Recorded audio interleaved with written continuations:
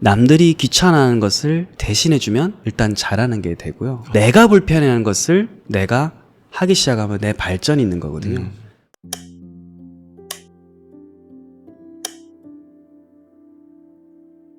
안녕하세요. 하와이 대저택입니다. 하와이 대저택의 마인드 초대석, 오늘은 EBS 영어 과목계 스타 강사이시자 유튜브 홍공TV의 허준석 선생님을 이렇게 저희 스튜디오에 모셨습니다. 선생님 반갑습니다. 안녕하세요. 반갑습니다. 저 홍공쌤 허준석이라고 합니다. 예, 반갑습니다. 처음 질문부터 사실은 쉽게 말씀드리기가 어려운 질문이기도 한데요. 중고등학교 시절에 친구들로부터 괴롭힘을 당하신 기억이 있다고 하셨어요. 그런 환경에서 벗어나기 위해서 나는 공부를 해야겠다 라고 생각하시고 또 공부를 하셨고요. 이 시기에 학생 허준석 때 어떤 마인드, 어떤 생각이셨는지 한번 여쭙습니다. 저는 이제 초등학교 때부터 해서 되게 작고 요즘 말로 왜소한 체형이었거든요. 그래서 중학교 때 1학년 때 한 138cm 정도. 1학년 때? 네, 중1 때가 그 기억이었으니까. 네. 중학교 1학년 3월달 첫째 주에 짝꿍이랑 약간 이제 말다툼이 일어났고 그럴 수 있잖아요. 짝꿍이라는 친구가 이제 화가 났는지 제가 안경을 끼고 있었는데도 이렇게 제 눈 쪽을 때린 거예요. 근데 이제 아시겠지만 남자로서 울면 끝나는 거잖아요. 제가 울어버렸던 거예요. 그리고는 제 3년이 끝난 거예요. 그때부터 이제 한두 명한테 이제 괴롭힘을 당하기 시작을 했고 사실 너무 힘들었던 것 같아요. 그리고 선생님을 이제 꿈꾸던 때부터 일단은 내가 선생님이 돼야겠다라는 꿈을 어떤 계기로 꾸게 되셨는지, 그리고 나는 선생님이 될 거다라는 확신이라든지 이런 것들은 있으셨는지 또 궁금해요. 예.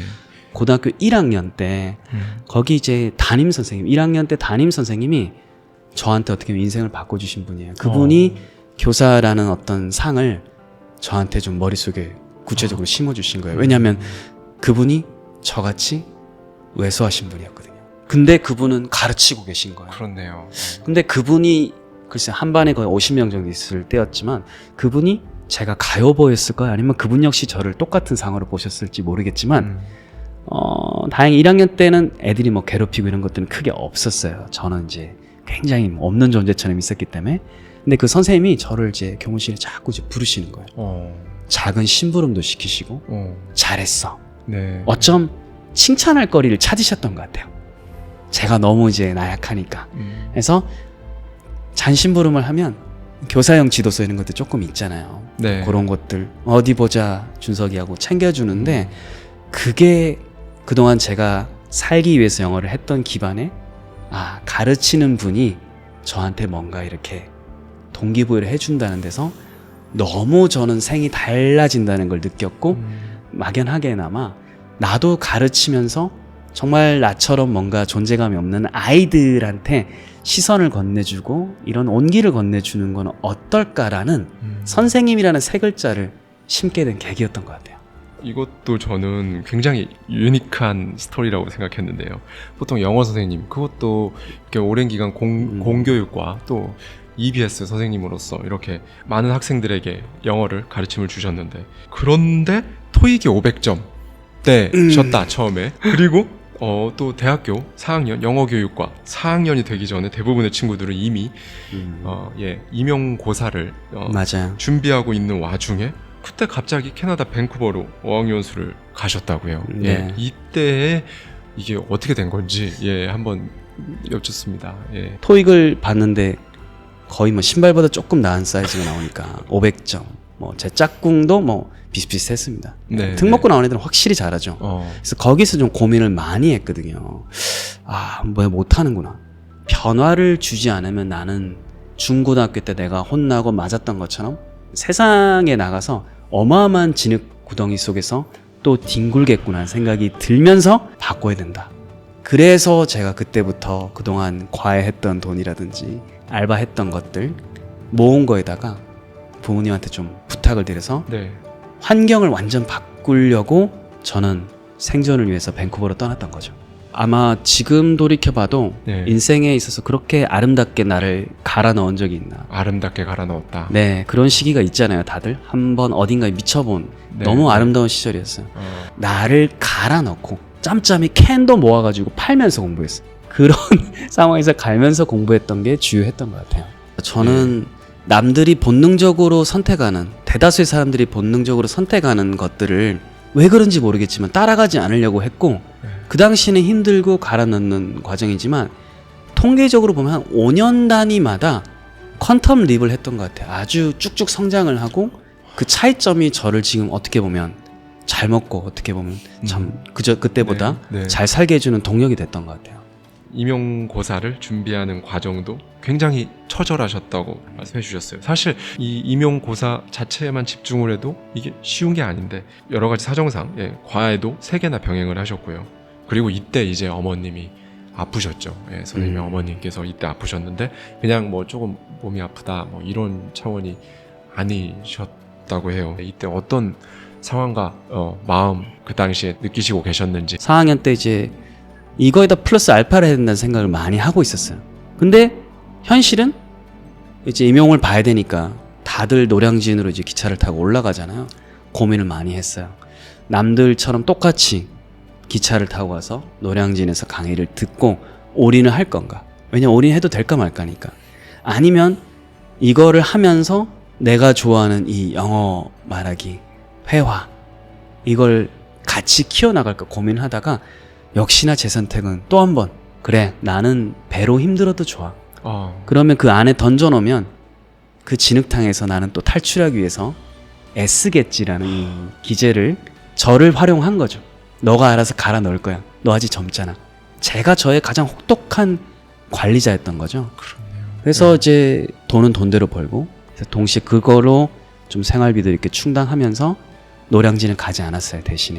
대신에 인강이라든지 이런 거로 가는 시간을 저는 최대한 절약을 하고, 4학년 때 이제 사실은 공부하고 뭐 이렇게 하고 있었는데 어머니가 이제 아프다란 말을 어머님이 전하지는 않으셨는데 지금 기억으로 보면 아버지도 아니었고 남동생이었던 것 같기도 해요. 그래서 혼자서 이제 알고 있기 너무 버거우니까 이 친구가 저한테 전화를 해서 엄마가 아프다 해서 내가 아픈데 왜? 라는 게 했더니 많이 아프시다.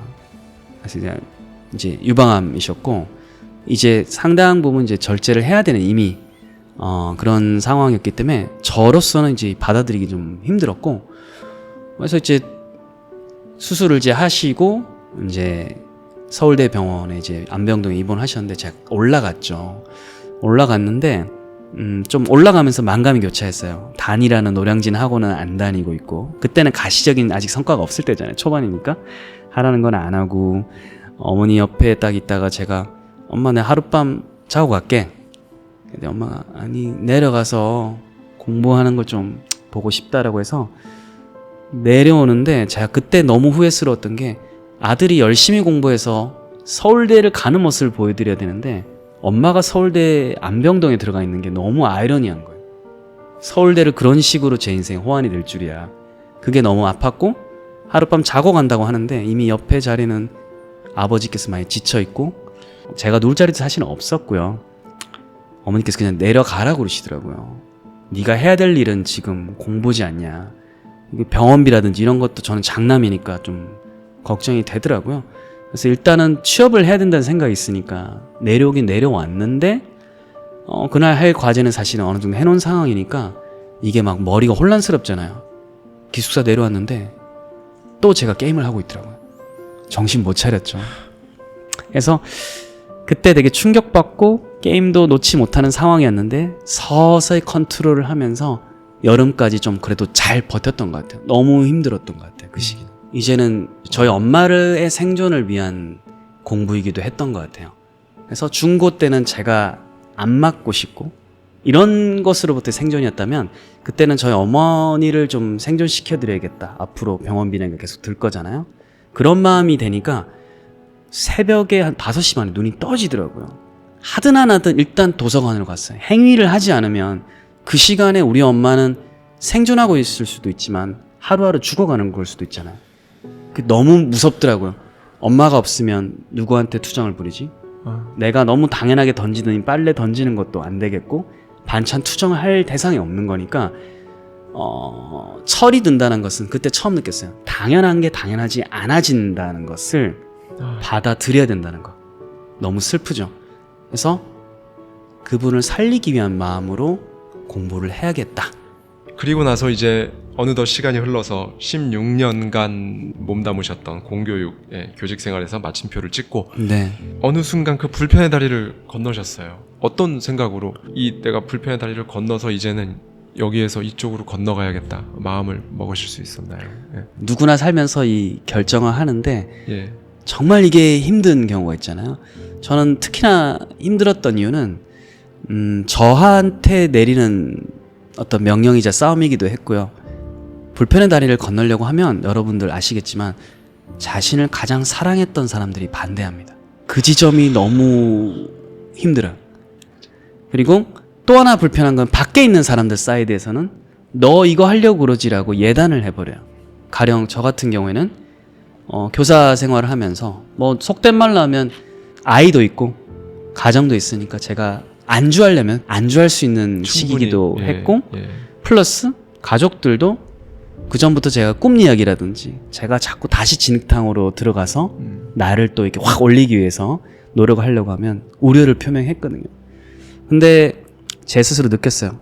15년, 16년 했으면 이제는 하나의 기관이 아니라 더 큰 세상에서 나로 살아가야 되지 않을까. 무슨 말이냐면 세상의 부품으로 사는 게 아니라 내가 작은 세상이 돼서 사람들한테 빛을 비춰줄 때가 되었다. 근데 아시겠지만 40 초에서 중반 넘어가면 밖에 나가면 이제 임직원으로 가야 되는데 그 누가 자리를 비켜주겠어요.